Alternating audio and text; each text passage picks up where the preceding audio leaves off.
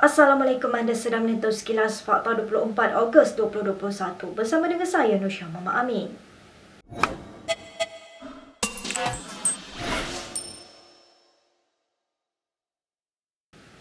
Anggota Parlimen Gombak Azmin Ali akan dilantik sebagai timbalan Perdana Menteri menurut sumber-sumber Bersatu dan UMNO. Sumber Bersatu memberitahu besar kemungkinan bekas Menteri Kanan itu akan dilantik ke jawatan nombor 2 bagi membantu Perdana Menteri Ismail Sabri Yaakob.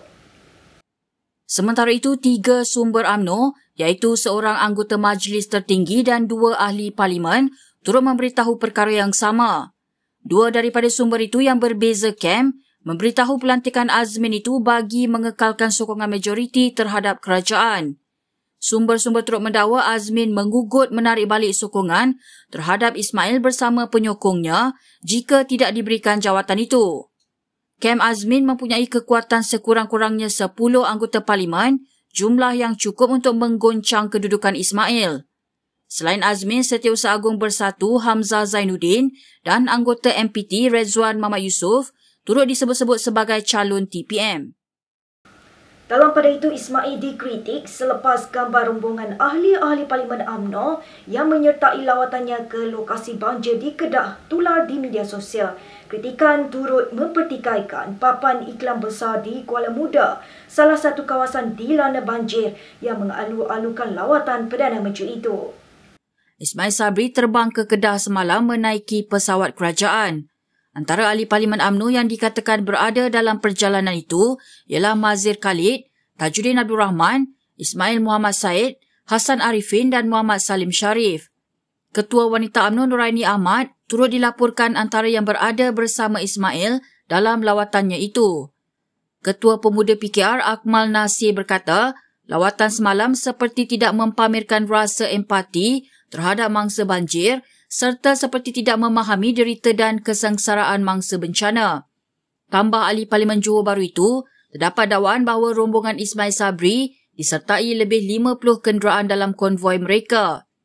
Malaysia kini telah menghubungi pejabat Ismail Sabri dan beberapa ahli parlimen yang dikatakan terlibat untuk mendapatkan maklum balas. Berita yang seterusnya.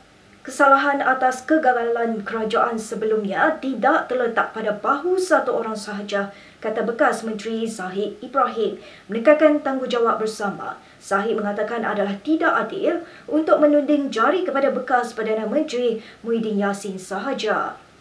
Ketika dihubungi Malaysia kini, Zahid turut memberi amaran kepada Presiden UMNO Ahmad Zahid Hamidi agar tidak membuat dakwaan terlalu awal mengenai prestasi kerajaan yang baru. Katanya ketika ini ahli kabinet yang baru belum diketahui dan ia juga mungkin terdiri daripada ahli kabinet terdahulu yang menyumbang kepada kegagalan Muhyiddin. Dalam catatan Facebooknya malam tadi, Zahid mengatakan kerajaan baru mesti menghindari kesalahan pendahulunya dan menepati harapan rakyat. Ahli Parlimen Bagan Datuk itu mengulangi beberapa kritikan sebelumnya terhadap kerajaan PN, termasuk mengenai moratorium pinjaman bank dan penguatkuasaan PKP. Zahid antara lain menyenaraikan keputusan populis yang berbahaya sebagai antara kegagalan PN, antaranya memberi banyak kelonggaran sebelum imuniti kelompok dicapai. 3 ahli politik Pakatan Harapan Hana Yoh, Maria Chin dan Raj Muni Sabu mendesak Pakatan Harapan secara rasmi mengundang parti pembangkang yang lain menyertai gabungan itu. Ini susulan kesaan Majlis Presiden Pakatan Harapan semalam agar parti pembangkang bersatu. Dalam satu kenyataan, mereka berkata, walaupun gabungan parti pembangkang berjaya menamakan Presiden PKR Anwar Ibrahim sebagai calon tunggal Perdana Menteri, namun jumlah 105 sokongan itu masih tidak mencukupi. Tambah mereka, jumlah sokongan 105 ahli-ahli Parlimen Pembangkang perlu diperkemaskan dalam bentuk persefahaman yang lebih formal menuju pilihan raya umum akan datang. Langkah ini juga, kata mereka, bertepatan dengan pendirian PH untuk membina kerjasama di kalangan parti-parti pembangkang mengikut kerangka Kemah Besar. Kemah Besar adalah istilah politik untuk dasar parti atau gabungan yang merangkumi spektrum pandangan ideologi yang luas di kalangan anggotanya. Gesaan ketiga-tiga mereka mengulangi kenyataan Majlis Presiden PH untuk memperbarui komitmen terhadap deklarasi Port Dickson bagi menjalin kerjasama di antara parti-parti pembangkang. Good morning, G-Sure. Minuman pertama, produk buatan Malaysia yang bernutrisi lengkap dan berasaskan tumbuhan. Ia sesuai diminum oleh mereka yang mengalami intoleransi laktosa. Kajian oleh Universiti Tempatan menunjukkan bahawa lebih daripada 90% populasi Malaysia mengalami intoleransi laktosa. Intoleransi laktosa boleh menyebabkan perut kembung dan diarrhea. Good morning, G-Sure membantu meningkatkan sistem imunisasi, merendahkan risiko penyakit dan meningkatkan daya serta kekuatan tubuh badan. Keluarga bahagia bermula dengan keluarga yang sihat, dan saya di usia 52 tahun masih aktif, kuat dan sihat semestinya dengan Good Morning G-Sure. Baik, kita ke perkembangan yang berikutnya.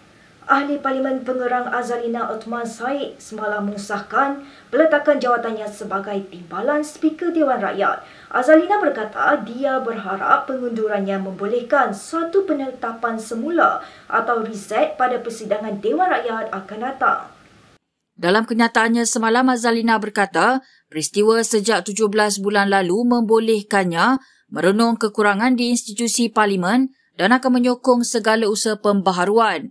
Beliau mengumumkan peletakan jawatannya susulan penubuhan kerajaan baru berikutan pelantikan Perdana Menteri Ismail Sabri Yaakob yang juga naib Presiden UMNO. Azalina adalah antara 15 ahli Parlimen UMNO yang menarik balik sokongan kepada Presiden Bersatu Muhyiddin Yassin sebagai Perdana Menteri yang menyebabkan kejatuhan Kerajaan Perikatan Nasional. 14 daripada mereka termasuk Azalina kembali semula kepada gabungan itu selepas bersetuju Ismail Sabri dilantik sebagai Perdana Menteri. Tidak jelas apakah Ismail akan melantik Azalina ke dalam kabinetnya. Semalam Ismail berkata dia masih mempertimbangkan senarai kabinet yang baru dan akan dimuktamadkan minggu ini sebelum dipersembahkan kepada Yang di-Pertuan Agong. Dunia badminton dikejutkan dengan dakwaan cubaan mempengaruhi perlawanan dengan sogokkan wang pada Sukan Asia Doha 2006 antara Lee Chong Wei dan Taufik Hidayat. Ia bermula dengan pendedahan Taufik dalam wawancara stesen TV Indonesia baru-baru ini. Pemain Indonesia itu mendakwa bahawa dia ditawarkan RM117,000 oleh seorang pegawai pasukan Malaysia untuk kalah dalam pertandingan separuh akhir.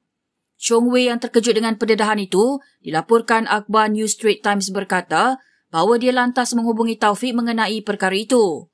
Chong Wei juga mengatakan dia tidak berhasrat untuk menamakan dan memalukan individu yang didakwa cuba mempengaruhi perlawanan antaranya dan Taufik itu.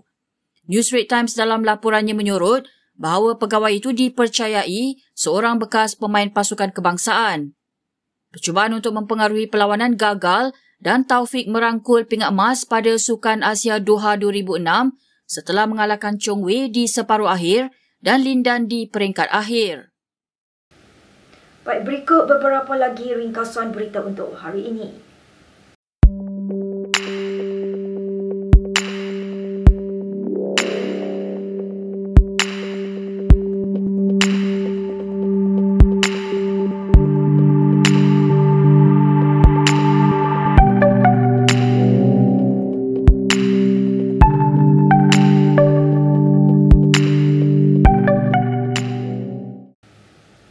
Sekian sahaja daripada saya Nusya Mama Amin untuk sekilas fakta. Untuk lebih banyak berita, anda boleh melayari kinitv.com.